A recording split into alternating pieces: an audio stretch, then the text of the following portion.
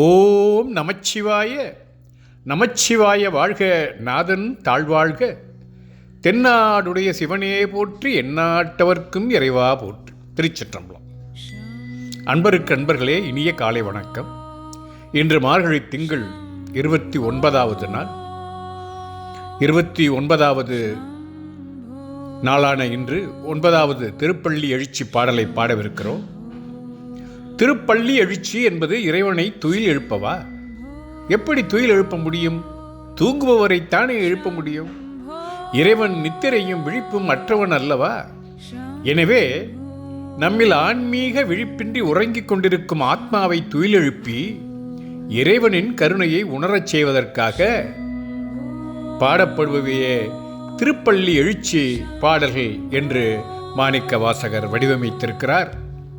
இன்றைய பாடல்: விண்ணகத் தேவரும் நன்னவும் மாட்டா விழுப்பொருளே உன் தொழும்பு அடியோங்கள் மண்ணகத்தே வந்து வாழச் செய்தோனே வன் திருப்பெருந்துறையாய் வழியடியோம் கண்ணகத்தே நின்று களிதரு தேனே கடலமுதே கரும்பே விரும்பும் அடியார் எண்ணகத்தாய் உலகுக்கு உயிரானாய் எம்பெருமான் பள்ளி எழுந்தருளாயே. விண்ணுலக தேவர்களாலும் தானவர்களாலும் நெருங்க முடியாத எம் தலைவனே, வேத வேதாந்தங்களின் முதல் பொருளே, அறியவொன்னா பரம பொருளாயினும் எங்களை உய்விக்க என்றே இந்த மண்ணுலகம் வந்து பல திருவிளையாடல்கள் செய்து அருள் செய்து வாழ்வித்தாய். மண் வளம் மழை வளம் இயற்கை வளம் நிறைந்த திருப்பெருந்துறை சிவபெருமானே, குலம் தோறும் உமக்கே பணிவிடை செய்யும் அடியார்களின் கண்களுக்கு எதிரே தோன்றி களிப்பு அருளும் இன்பத்தேனே, கடலில் விளைந்த அமுதமே, இனிப்பை மட்டுமே கொண்டுள்ள இன்கரும்பே, உன்னை மட்டுமே விரும்பும் அடியவர்களின் சிந்தையில் நீக்கமர நிறைந்திருக்கும் பெருமானே, நீயே இந்த உலகின் உயிராய் இருக்கிறாய். நீயே அனைத்துக்கும் ஆதாரமாக இருக்கிறாய். கருணை கொண்ட எங்கள் பெருமானே, இந்த உலகம் உய்விக்கும் பொருட்டு எங்களுக்காக எழுந்தருள வேண்டும் இறைவனே. கண்ணுக்கு இயற்கையாகவும், காதுக்கு இசையாகவும், நாசிக்கு மனமாகவும், நாவுக்கு இனிப்பாகவும், மெய்க்கு குளிர் தென்றலாகவும் விளங்குபவன் ஈசன். எதையெல்லாம் நிலைத்து நிற்கும் இன்பமாக உணர்கிறோமோ அவை எல்லாமே சிவவடிவம். சிவமே அனைத்துக்கும் மூலம். நம சிவாய என்ற திருவைந்த எழுத்தே மந்திரங்கள் அனைத்திற்கும் மூலம்.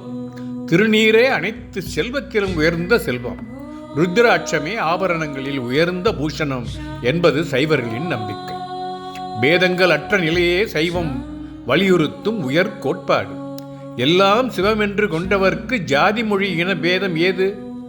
தென்னவன் சேரலன் சோழன் சீர்பதங்கள் வரக்கூவாய் என்ற குயிர்பத்து பாடலில் அனைத்தும் எம் அரசனான சிவனே என்று கூறுகிறார் மாணிக்க வாசகர். மேலும் இவன் வேண்டியவன், இவன் எங்கள் ஊர்க்காரன், இவனை எனக்கு பிடிக்காது என்ற பந்த பேதமெல்லாம் கூடாது என்பதை பாசமாம் பற்றறுத்து பாரிக்கும் ஆரியனே என்று விளக்குகிறார் திருவாசக வேந்தர். எல்லாமும் ஈசன் என்று உணர்ந்தோருக்கு அனைத்தும் இன்பமாகவே மாறும். அதையேதான் இந்த பாடல் சொல்கிறது. எப்படி தெரியுமா? பண்ணையும் ஓசையும் போல பழமதுவும் என்னும் சுவையும் போல் எங்குமாம் அண்ணல் தாள் அத்துவிதம் ஆதல் அருமறைகள் ஒன்று எண்ணாது அத்துவிதம் என்று அறையுமாங்கு என்கிறது சிவஞான போதம்.